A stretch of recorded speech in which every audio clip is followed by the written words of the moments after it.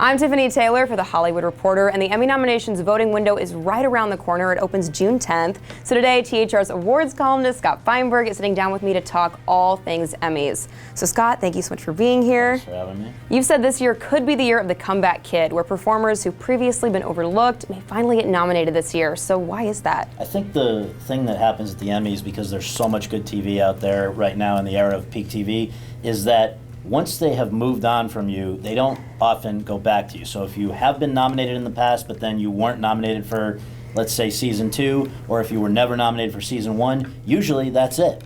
There are always exceptions, but they just move on to whatever's the exciting new show.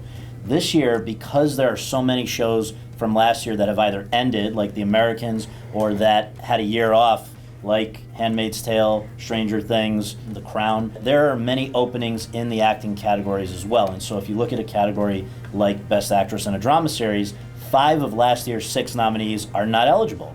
So the question is, are there enough new, exciting rookie shows to claim all of those slots, or are we going to see a revisitation of some of the people who had been overlooked in the past? Who are some actresses we could see in that Best Drama Actress category break through? Well, so let's look at an example like Christine Baranski for The Good Fight. She was someone who on The Good Wife, the show that this was spun off from, was not nominated for the show's first 2 seasons on CBS All Access because a lot of people didn't even know where to find CBS All Access. This year, she is again in the running. This is a character that she was nominated 6 times for playing on The Good Wife, but again, not for the first 2 seasons of The Good Fight. So what's changed?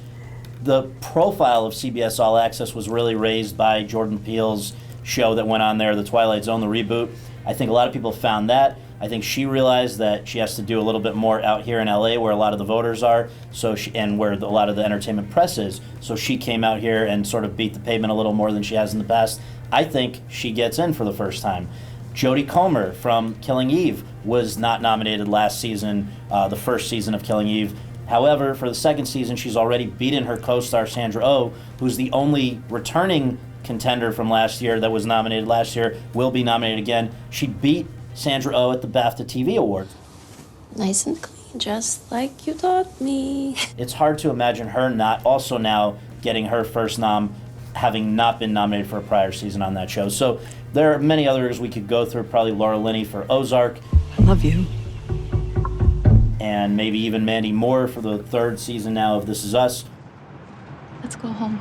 So that's a category where there are a lot of vacancies that have to be filled by somebody, and it looks like a high-profile returning nominee who's worthy of it could well claim several of those. What about the lead actress in a comedy category? So you have all 6 of last year's nominees in that category returning, plus the return of Veep's Julia Louis-Dreyfus, who's won for every season of that show, now probably going to win for the final season. If I ever needed a miracle, it's right now. So in this case, it's a matter of not somebody claiming an open spot, but could somebody who was overlooked in the past have grown their profile enough to box out someone who was nominated in the past?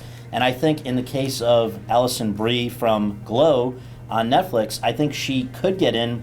The first season of that show was nominated for Best Comedy Series and had a total of 10 nominations, including a fellow actress, Betty Gilpin, on the show in the supporting category. But Alison Brie was overlooked, and people were saying, is this because voters have some issue with her? They looked at the fact that she had not been nominated for Mad Men or Community either. But the reality was that's a jam-packed category. She was up for a rookie show. Only one other rookie did get nominated, Rachel Brosnahan for Marvelous Mrs. Maisel, who ended up winning. So I think there's an excellent chance that Alison Brie will bust her way into a category that is still very crowded. Who else can we see possibly break through in the other performance categories? Well, we were talking about This Is Us. You could have Susan Clehy Watson, who plays the wife of Sterling K. Brown's character, never nominated before, but had a great season and may benefit from sort of some fluidity in that category, which would be supporting actress in a drama. Julia Garner from Ozark has, got even a SAG nomination where they combined lead and supporting actresses. She and Linney both got in at SAG, which suggests there's a lot of people that really like this show. That could be helpful for her. Now, I'll mention Sarah Goldberg for Barry, Ray Seahorn from Better Call Saul, who's also on Veep.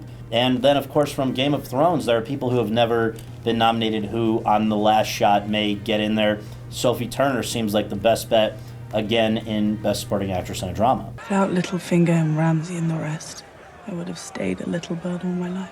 Scott, thank you so much for all your insight and for sitting down with me. It'll be so interesting to see who possibly breaks through this year in these performance categories. And for much more on all things Emmys from Scott, be sure to go to thr.com/therace.